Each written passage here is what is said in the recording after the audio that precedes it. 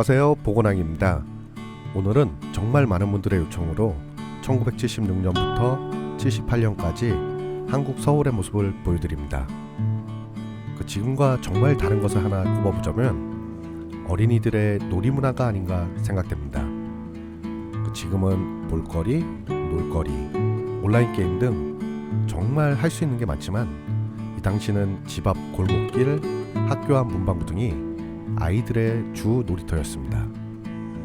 당시 만화방, 당구장 등은 동네 무서운 형들이 있던 부모님들이 가지 말라고 하던 장소였었다고 하는데요. 지금은 친구를 만나려면 전화나 카톡을 하면 언제든지 쉽게 약속을 잡고 만날 수 있지만 이때는 지금과 다르게 학교 끝나고 같이 어울려서 가까운 공터나 놀이터 등으로 몰려가서 어울려 놀았다고 합니다. 또 친구와 만나기 위해서는 친구 집 앞에서 누구야 놀자 라고 친구 이름을 불러서 나오게 했었던, 아마 이때를 살아본 분들이라면 이런 경험 한 번쯤 다들 있을 거라 생각합니다. 그럼 이때를 간단하게 설명드리자면 도시는 빠르게 성장을 하고 있었습니다. 물론 빛과 어둠이 있지만 그 속에서도 사람들의 따뜻한 손길이 느껴집니다. 이러한 변화 속에서도 아이들은 웃으며 뛰어놀았고 어른들은 하루하루를 성실히 살아갔습니다.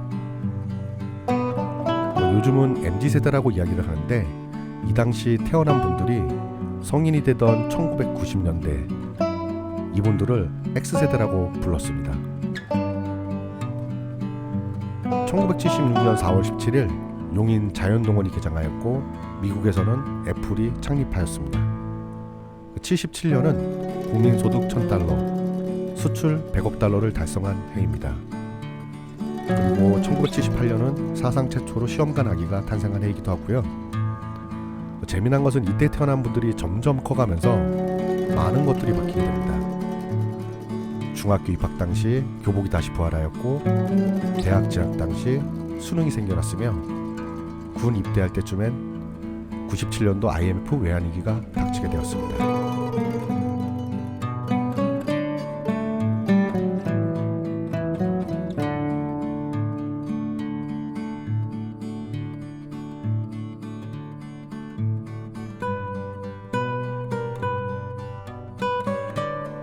서울역 앞 풍경은 바쁜 일상으로 가득 차 있습니다. 역 앞 광장에는 기차를 타고 상경한 이들, 서울역으로 중심으로 버스와 택시가 분주히 오가며 어르신, 학생들까지 다양한 사람들의 모습이 눈에 띕니다. 이 시절 서울역 주변은 급격한 산업화 속에서도 여전히 사람 냄새가 나는 공간이었습니다. 꿈을 안고 상경한 청년, 가족을 위해 일하는 과장, 그리고 바쁜 일상 속에서도 서로서로를 챙기는 사람들. 서울역은 단순한 교통의 중심지가 아니라 이 시대를 살아가는 사람들의 이야기가 담긴 공간이었습니다.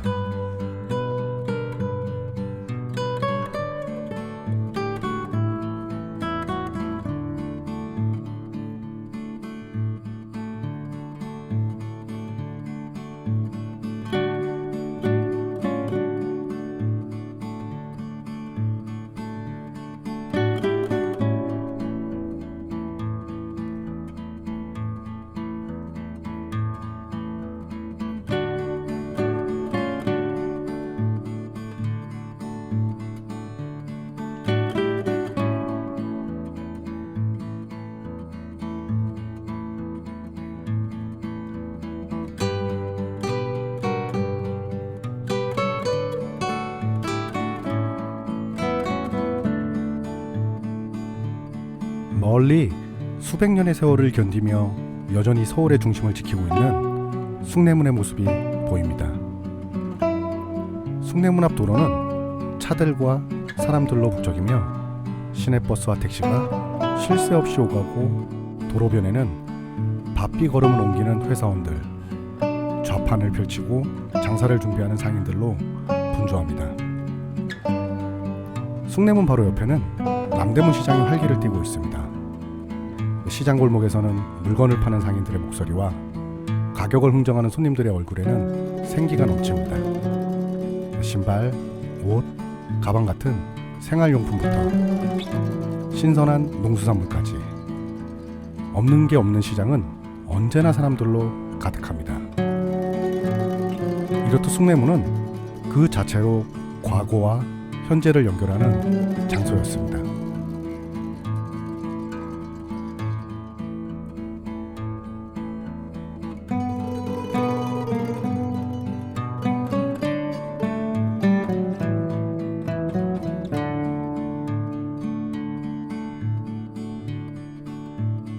서울의 심장부인 서울시청 앞 모습입니다.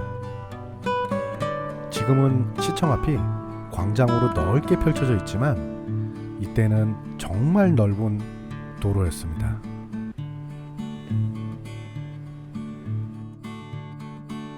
을지로는 서울의 대표적인 상업과 산업의 중심지였다고 하는데요. 도로를 가득 메운 버스와 택시의 경적 소리가 어우러진 을지로는 회사원부터 신문 가판대 그리고 수많은 사람들로 복잡해 보이기까지 합니다.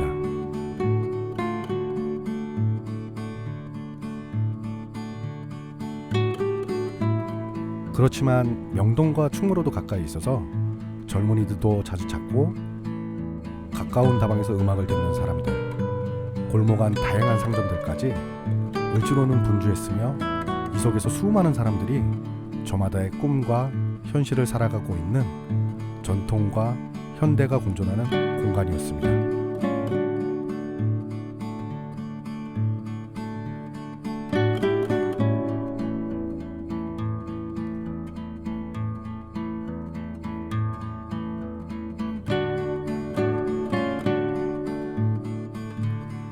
서울의 도심을 가로지르는 청계천. 하지만 지금과는 사뭇 다른 모습입니다. 청계천 위를 덮은 고가도로에는 차들이 달리고 있으며 그 아래에는 여전히 수많은 사람들의 삶이 이어지고 있습니다. 청계천 주변에는 작은 공장과 철공소, 봉제 공장들이 빼곡하며 작업복 차림의 노동자들은 기계 소리를 배경 삼아 땀을 흘리고 일하고 있습니다. 그리고 좁은 골목길을 따라 짐을 나르는 손수레와 차량들이 쉴 새 없이 오갑니다. 어느덧 밤이 되면 노동자들이 모여 따뜻한 밥 한 그릇과 소주 한 잔으로 피로를 푸는 포장마차까지. 서울의 발전과 함께 청계천은 빠르게 변하고 있으며 이곳에서 희망과 현실을 마주하고 있었습니다.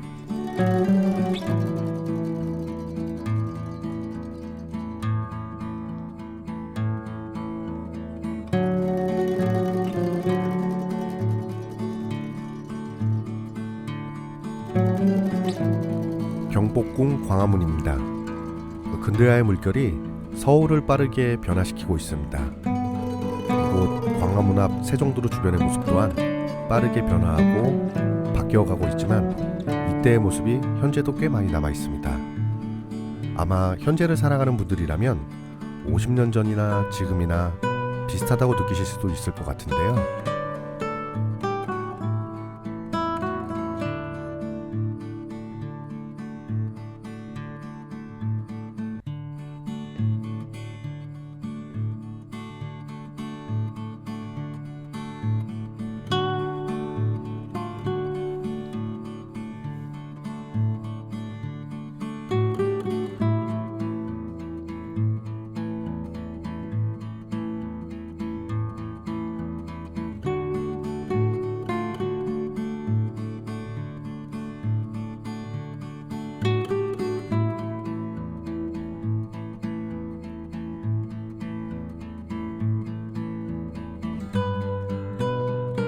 동대문은 서울에서 가장 활기찬 상업 중심지 중의 하나로 천과 옷감을 다루는 가게, 원단과 의류를 거래하는 상점, 새벽 도매시장부터 소매시장까지 이른 새벽부터 늦은 밤까지 쉼없이 움직이는 공간이었습니다. 또한 당시는 지금과 같은 프로스포츠가 없던 시절로 고교야구가 가장 인기가 많았었다고 하는데요. 고교야구가 열리는 서울 운동장에서는 지역 주민부터 재학생, 졸업생 등 야구 경기를 보기 위해 엄청난 인파가 서울 운동장으로 몰려왔었다고 합니다. 이 당시 동대문 주변은 생동감이 넘치고 하루하루가 치열한 삶이 펼쳐지고 있던 공간이 아닌가 생각됩니다.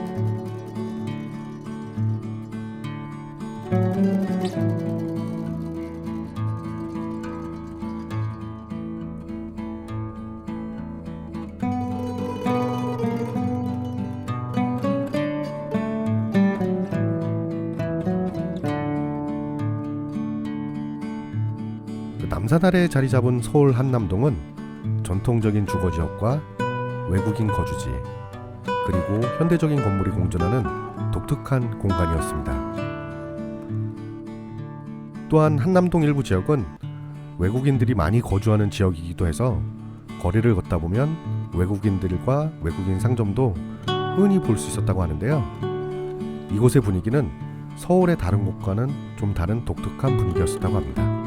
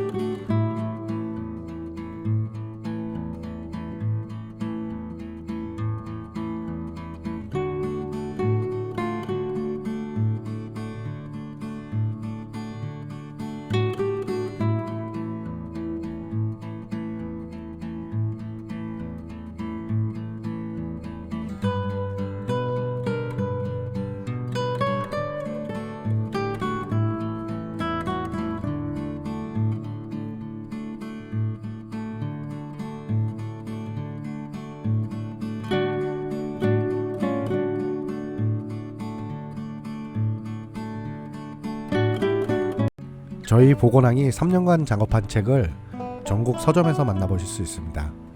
많은 관심 부탁드리겠습니다. 감사합니다.